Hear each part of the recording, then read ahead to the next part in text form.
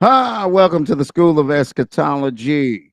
I am your host, Archbishop Kifa Ben Israel, Doctor of Divinity,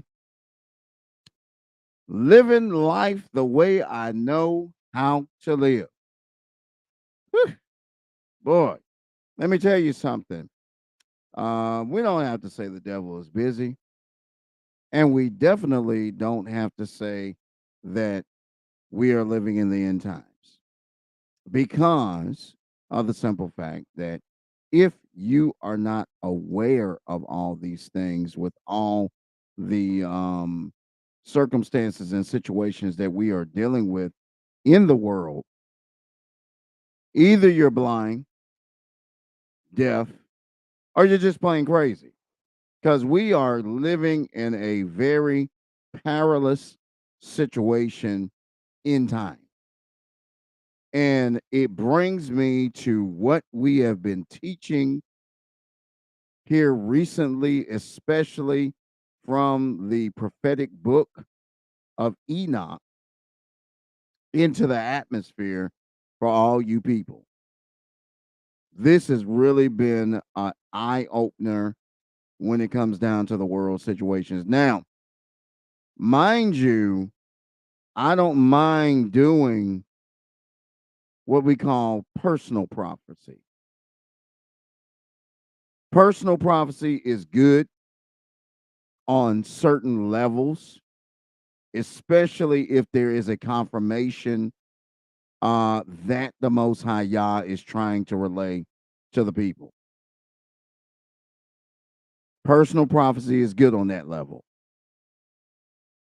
But where it becomes a circus is when it consistently is something that people look for.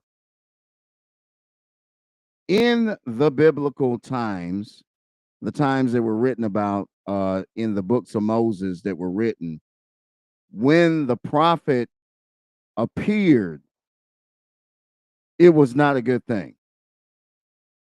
It definitely was not a good thing. When the prophet appeared, the prophet brought judgment or they brought correction. They brought something to that area, that city, that region that was not there before. I got to say that very strongly. It was not there before. Okay. And because it wasn't there, we saw emergent fear in the land. Nowadays, people do not fear a prophet coming into town. First of all, we got way too much access to the prophets. I have to say that very strongly. There's just way too much access to the prophets. And that lets me know that we're dealing with a immaturity thing when it comes down to the prophetic, because most of the prophets, or mostly all of the prophets that are end time prophets, are private. Some of them are more private than others. Okay. Uh, there are, one of these days, I don't know when the Most High is going to release me to do it, but one of these days, I really want to go into the characteristics of an end time prophet. I want to go into those characteristics and really break those things down so people can know that there's an attitude adjustment and there's a motion movement with the prophetic, because we are living in the hour of prophetic fulfillment. There's no ifs, ands, and buts about that. We are living in that time of prophetic fulfillment. So don't think it's strange when things start happening that were prophesied to you 5 to 6 to 7 years ago. I don't know who I'm talking to, and I don't know what I'm relaying to you individually, but I'm giving you a word. Do not be surprised if certain things are fulfilled that were told to you in essence of 7 years ago. And now you're seeing the manifestation of those things actually happening. It shouldn't be a shock to you. I'm letting you know today. It don't be surprised. We are in a shifting.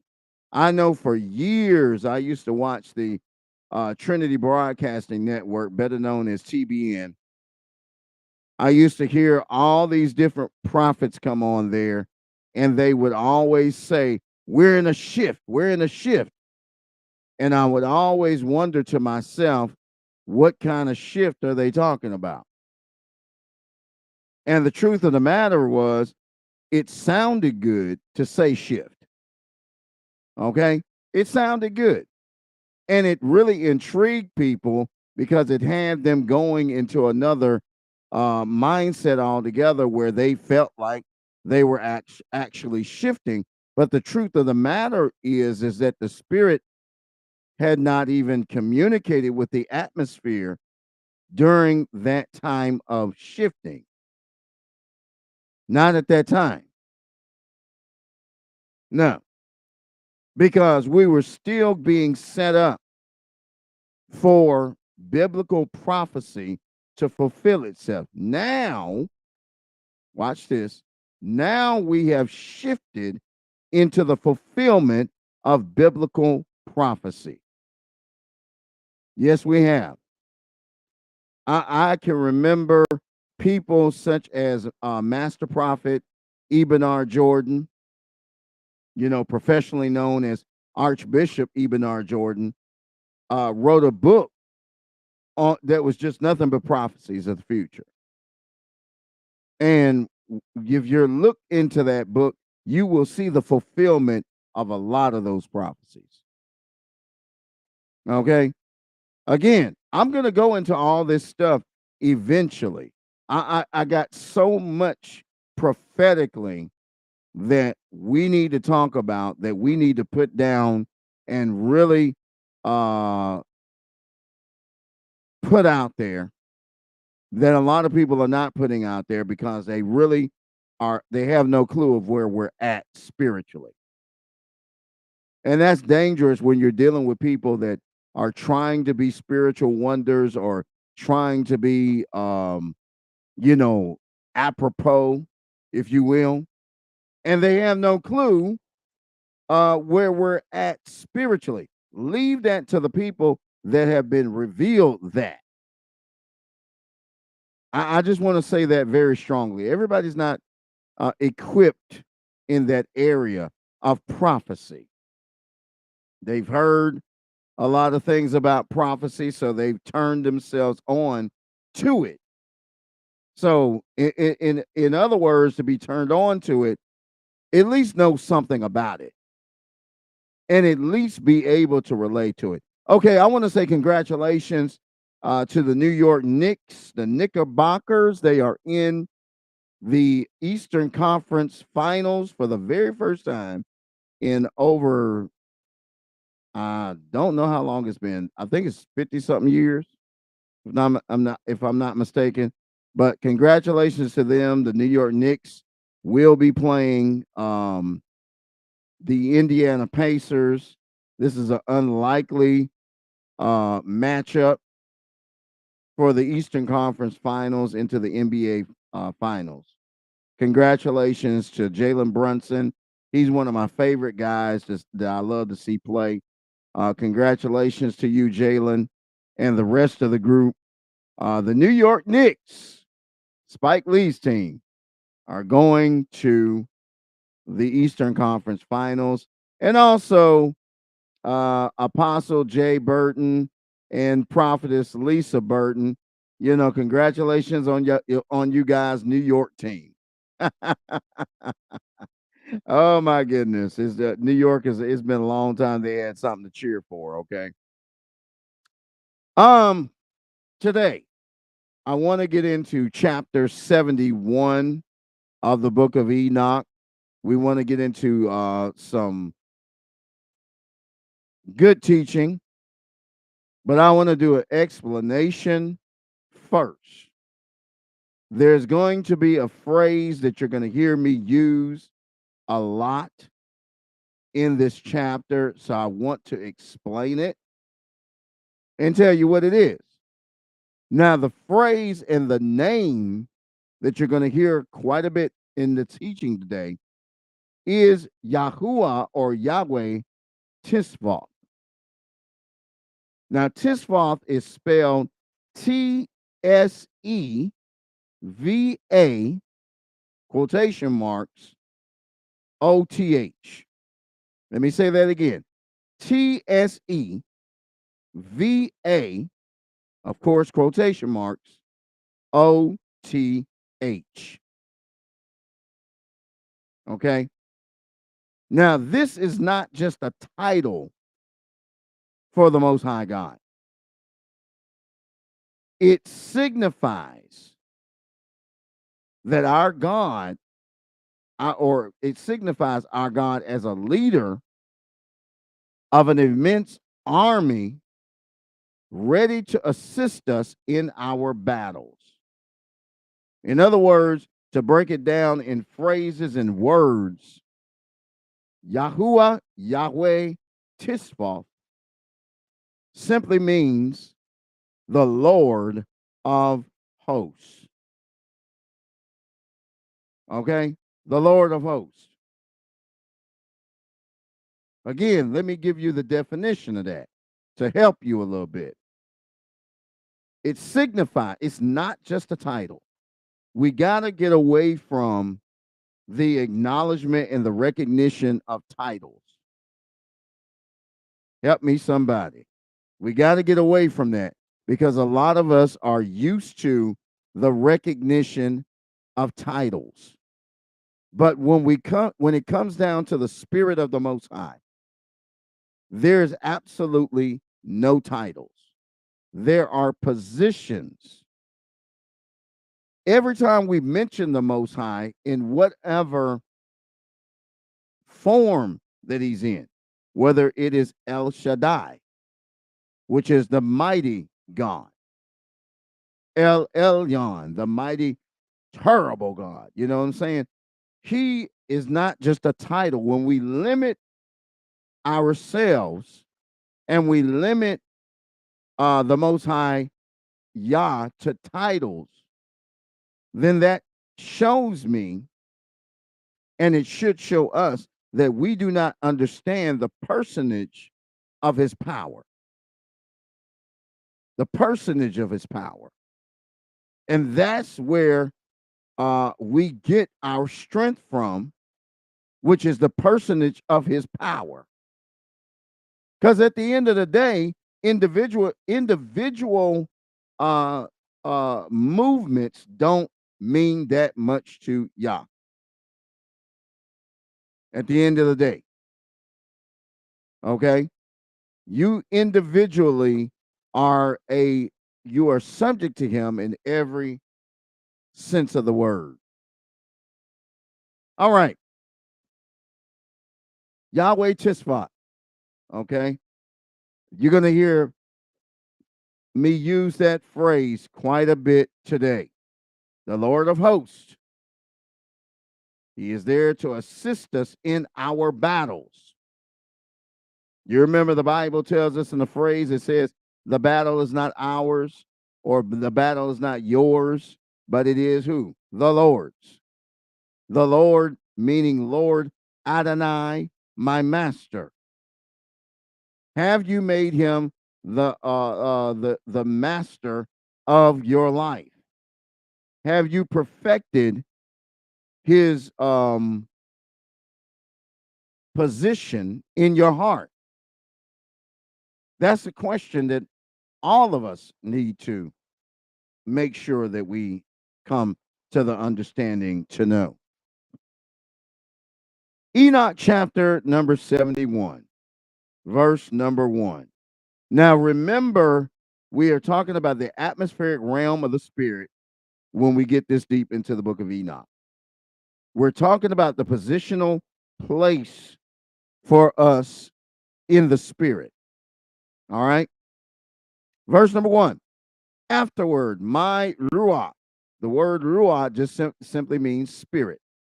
My spirit was concealed, ascending into the heavens.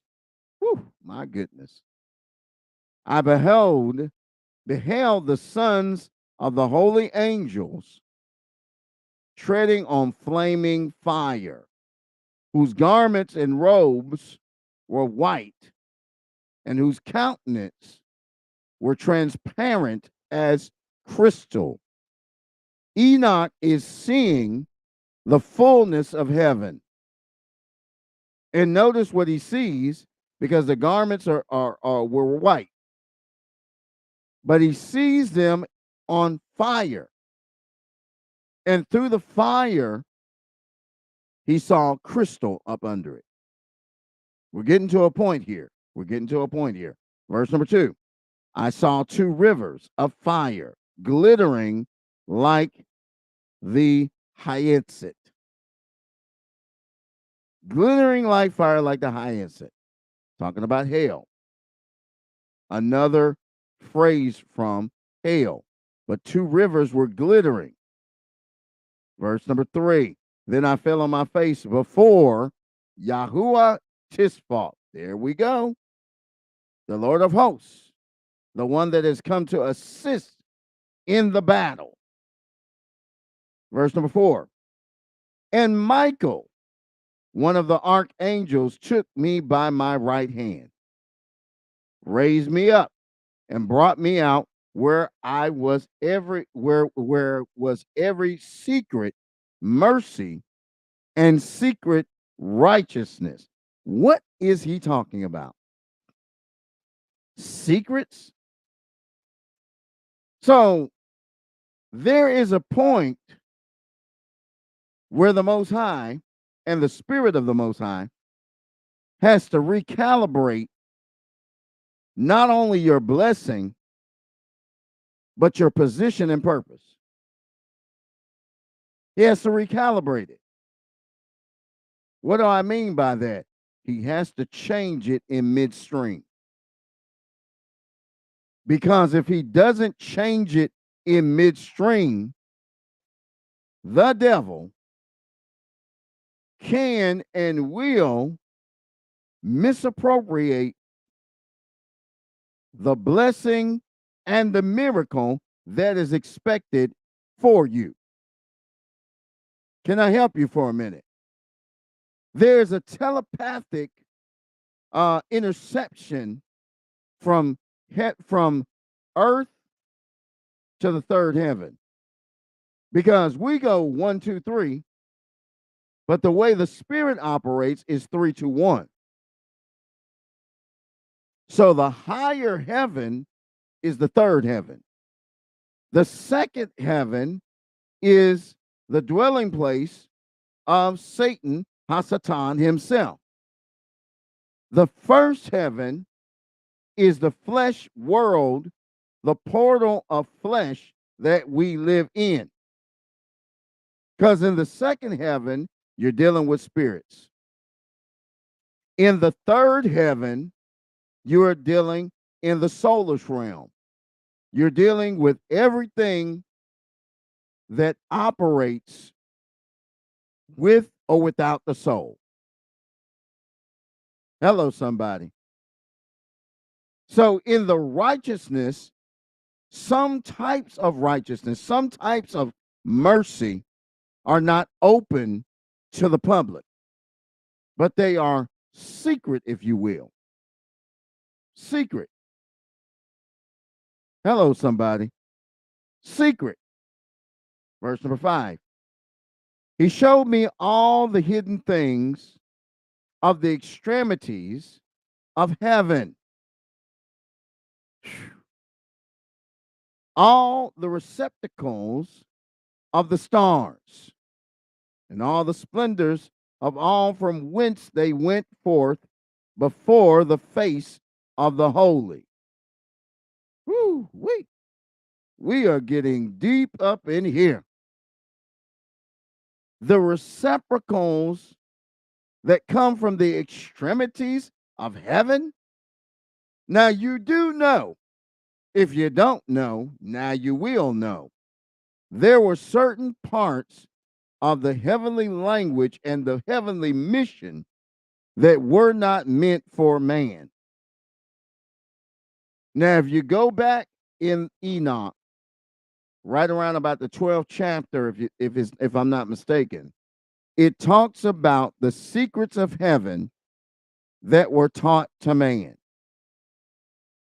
Things that man was not supposed to know about, but they were taught to man out of rebellion from the fallen angels.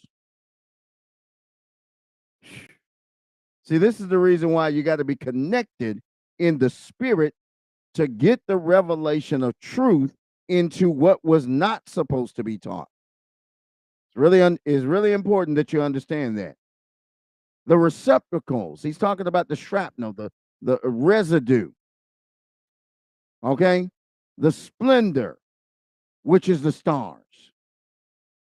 We, as believers of the Most High Yah, were the first stargazers. Now, people today like to call stargazers astrologers. Let me just break it down for you. That's what they call them. Okay? But we, as believers of the Most High, had the ability, and still do, to be able to read the sky. Oh my goodness, I can feel a chill coming over right now. We had the ability to read the sky. We were able to tell the time and the day, the situation and the circumstance.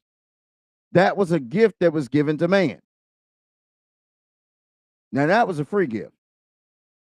Now, there were other stuff that we wasn't supposed to know. That wasn't free.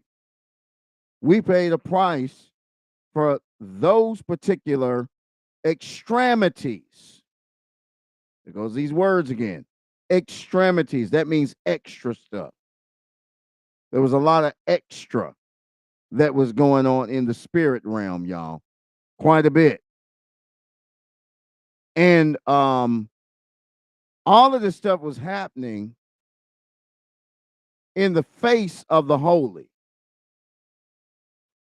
So that meant that there was an approval from the face of the holy. Everything was not done illegally, but there were things that were done and taught illegally. But this particular thing was not done illegally. Verse number 6, and he concealed the Ruach, the spirit of Enoch, in the heaven of heavens. Wait a minute. Woo! Good Lord of mercy. I got to get adjusted on this.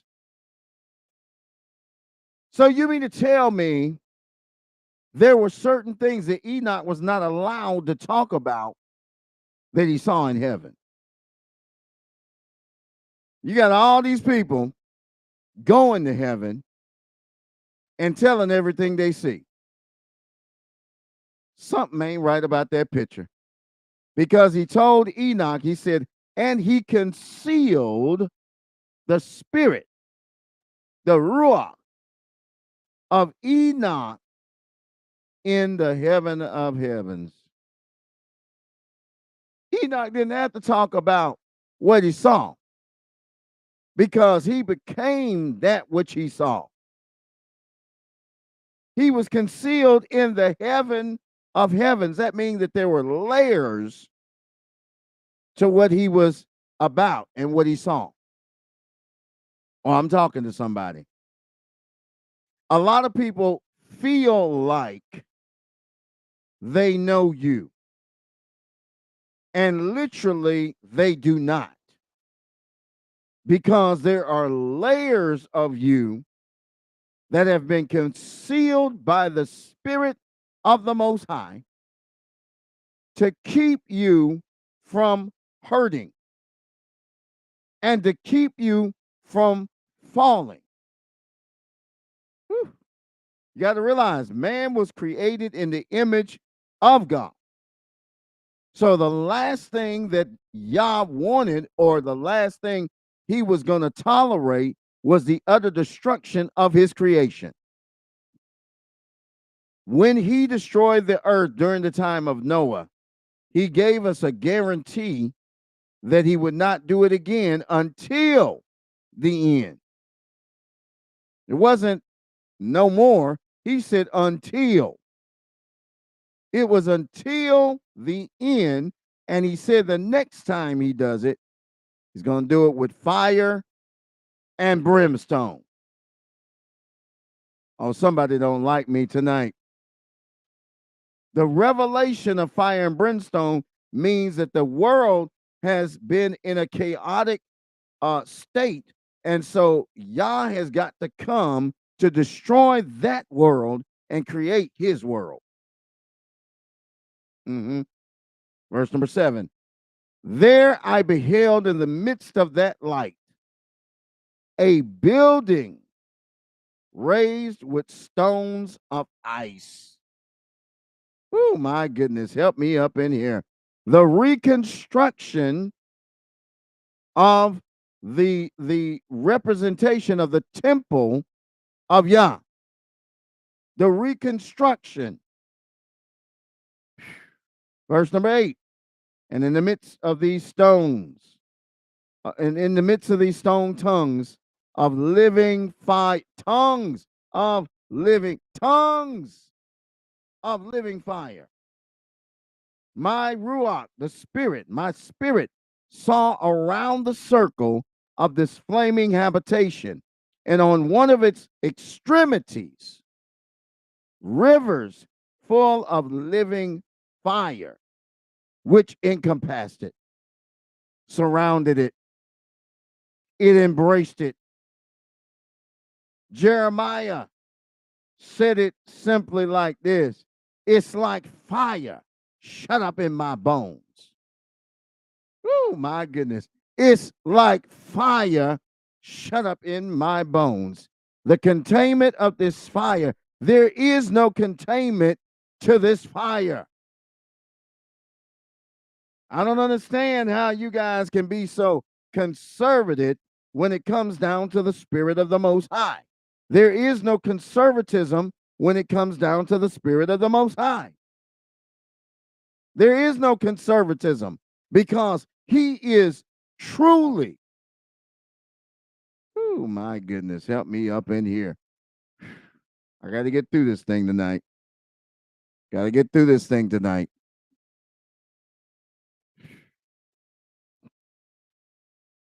Verse number 9.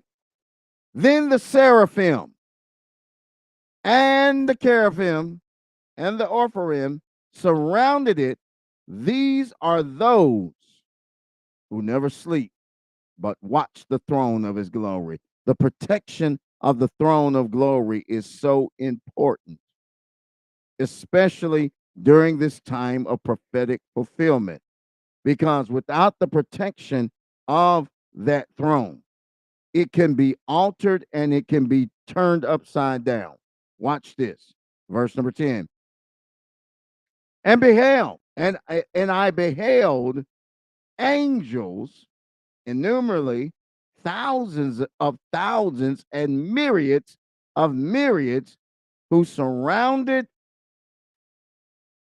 that habitation. They surrounded it. Watch verse number 11. Michael, Raphael, Gabriel, Peniel, and the holy angels who were in the heavens above went in and out of it. They went in and out of that circle.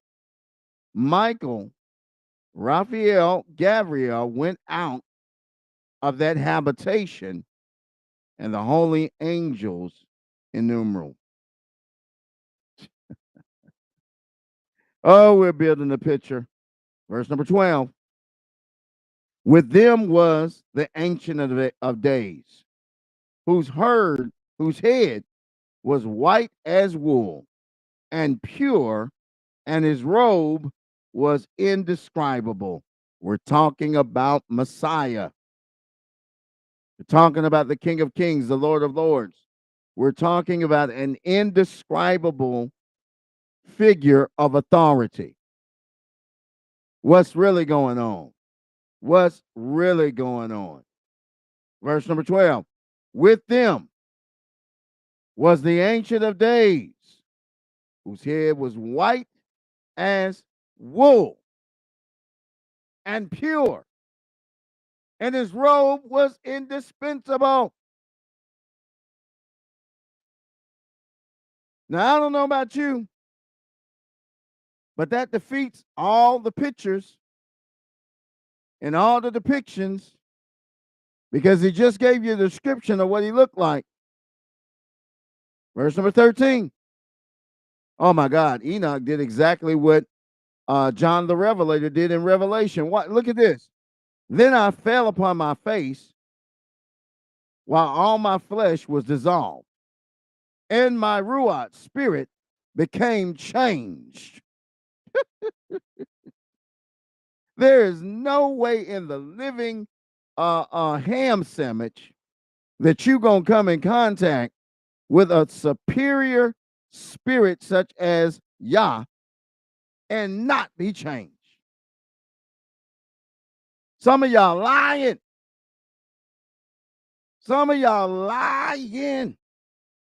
You lying wonders. Ain't no way in the world that you came into contact with a spirit such as that and you still the same.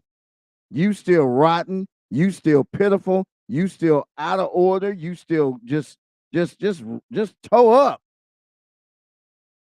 Some of y'all have a problem with authority. How in the world can you have a problem with authority and say that you are in the will of the Most High? It is impossible.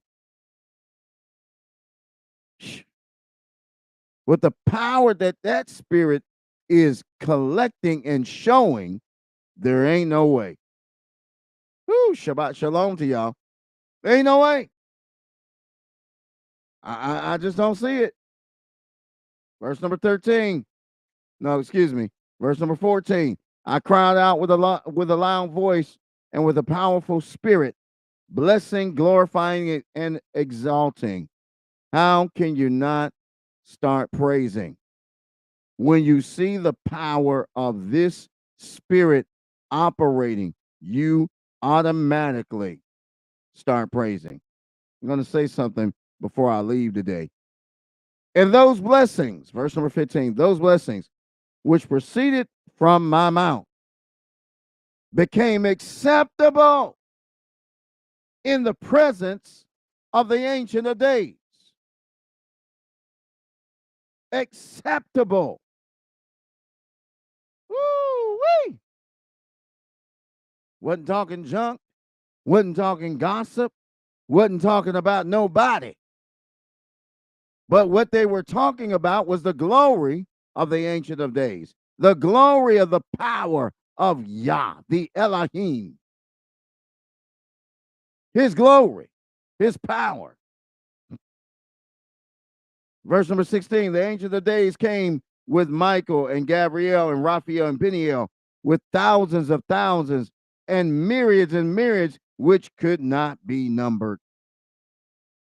Then the angel came to me and with his voice saluted me, saying, you are the son of Adam, who is born for righteousness, and righteousness has rested upon you.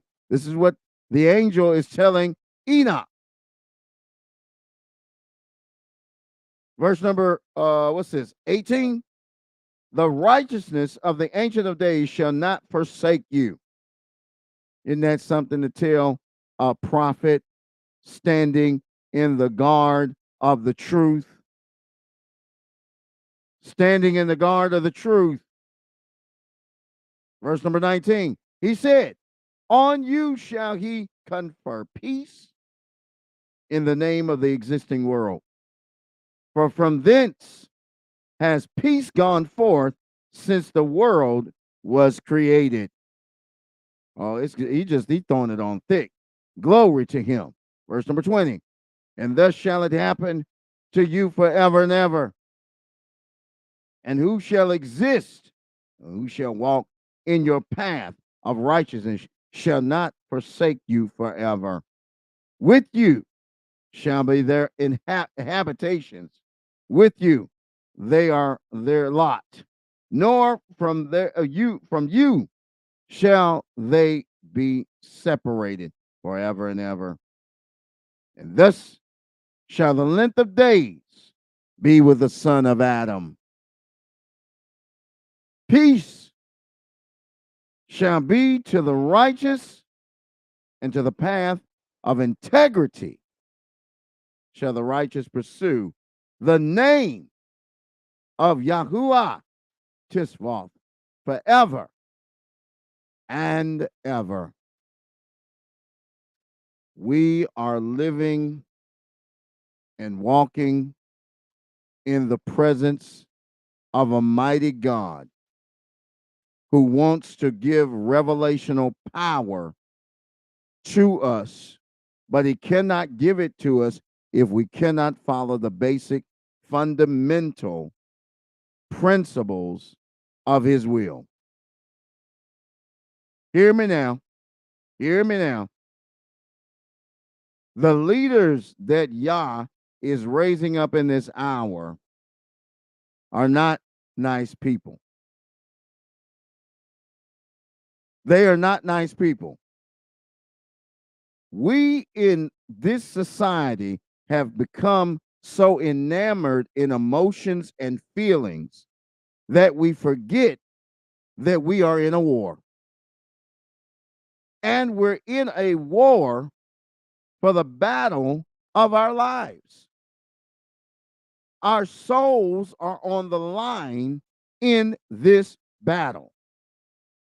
The devil, Hasatan, Satan, has devised a plan to make you, the least of him, fall. And he's devised a plan so that we can come against each other in every aspect of ministry and livelihood. I keep on hearing life just keeps on lifing. And that is exactly what we have to go into the everyday mindset with. That life is just lifing. We cannot look to our brothers and sisters for encouragement all the time. We cannot look for people to show compassion to us all the time. Because we are in the mode where we are facing and we are with the spirit of Tishbach, the Lord of hosts. He's fighting the battle for you. And you got to at least be strong through it. Oh, I don't know who I'm talking to this evening. You got to at least be strong through it. The preparation of the prophetic is probably the most difficult thing that you are going to come in contact with in your entire life. Because that means that you're going to have to face people that do not want to see you as you are. You're going to have to face circumstances that look bleak, but they're set up that way because victory is right around the corner. It brings to my mind the old worship song, "Victory is mine. Victory is mine. Victory today is mine. I told Satan to get thee behind. Victory today is mine." I wish you guys would understand the validity of where the Spirit is trying to get you to in this hour. into a kingdom mindset that supersedes all understanding. You are with the archangels of the Most High in a spiritual war that is going to escalate into the natural. Watch as well as pray. Watch the news. See the prophetic signs. There are some of you out there that the Most High has revealed himself to. He's literally revealed himself to you. And now is not the time for you to retreat and duck your head. Oh, no, no, no, no, no. Get your weapon together and let's fight. Woo! It's that old song, get your house in order. Payday is after a while. Get your house in order. Payday is after a while. We're living in that time. Ooh, my goodness. We're living in that time. Mm-hmm. Don't look around and wait for somebody else. You need to be equipped. You need to get ready for the battle. For the battle is not yours, it's the Lord's. Hello, somebody. Whew. He saw the worst in me when everyone else around could only see the best in me. I messed that one up. He saw the best in me when everyone else around could only see the worst in me. I'm yours and he is mine. It doesn't matter what I did. He only sees me for who I am. That's right. He is mine and I am his. It doesn't matter what I did. He only sees me for who I am. He saw the best in me when everyone else around could only see the worst in me. Huh, I need y'all to witness tonight. I am his and he is mine. It doesn't matter what I did. He only sees me for who I am. Who are you? A victor. A victor. A mighty warrior in this battle. All right. I don't care. It doesn't matter to me who doesn't like me. You should be the same way. The purpose and the will has been set for your life. I don't know who I'm talking to on this evening, even though I'm teaching a class. I feel the need to reach the hand out of deliverance, reach the hand out of salvation. If you're listening to me tonight, or if you're watching me on replay and you have struck a nerve tonight, I want you to reach out to me right now and believe with me that this is your season of blessing. All hell is broke loose in your life, but it is him that sees the best in you. Because everybody else around you can only see the worst. That's all they can see. They see the bottom line. They see the unprotected part of you. He is mine and I am his. It doesn't matter what I did, because he only sees me for who I am. Woo! He saw the best. Woo! That's right. When everyone else around could only see the worst. Hmm. Yeah, that's all they see. I don't know who I'm talking to tonight, but I'm here to tell you, I hope you're learning something. I'm going to be back tomorrow with a little bit more. We're going to go into chapter 72 of the book of Enoch. This is a revelational moment in time. It's a revelational moment in time where we are depicting the spirit of the Most High, and we're satisfying the goal of kingdom preparatory, being prepared in the kingdom. Help me, somebody. He saw the best, the best, the best, the best.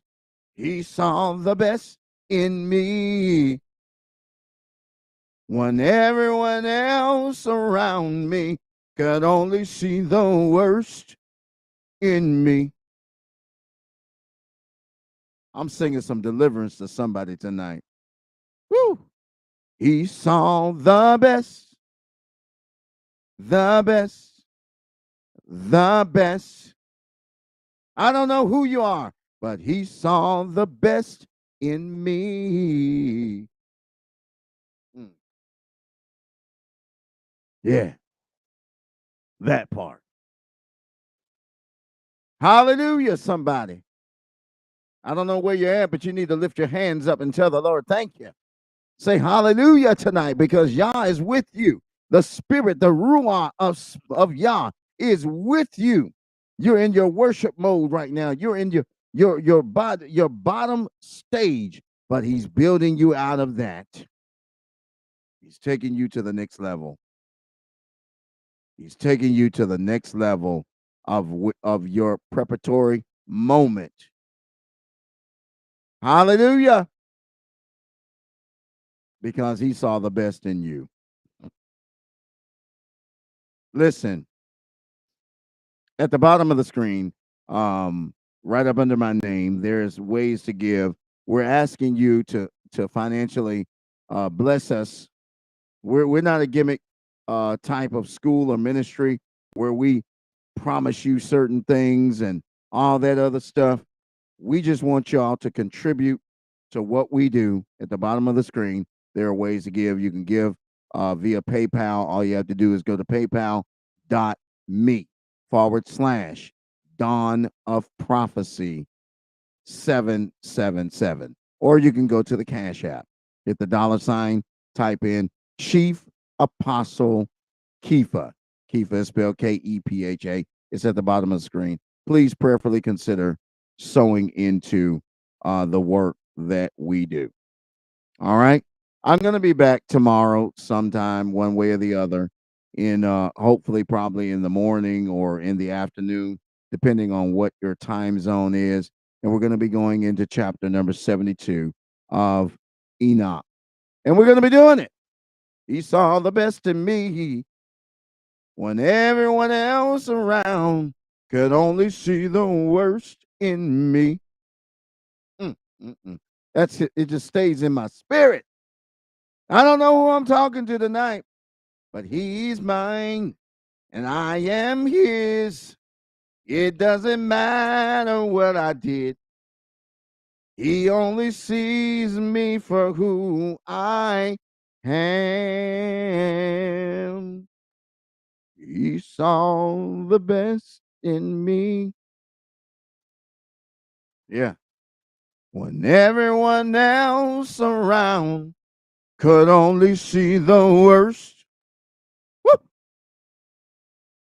I don't know what y'all doing, but check this out. He saw the best, the best, the best, the best. He saw the best in me. Mhm. When everyone else around could only see the worst Mm, mm. I got to get out of here. Y'all done got me indecent in here. If you missed what was going on, go on back to the replay. Hallelujah. I'll be back on tomorrow. And remember, he saw the best, the best, the best, the best. He saw the best in me. Yes, he did. When everyone else around could only see the worst in me. Shalom.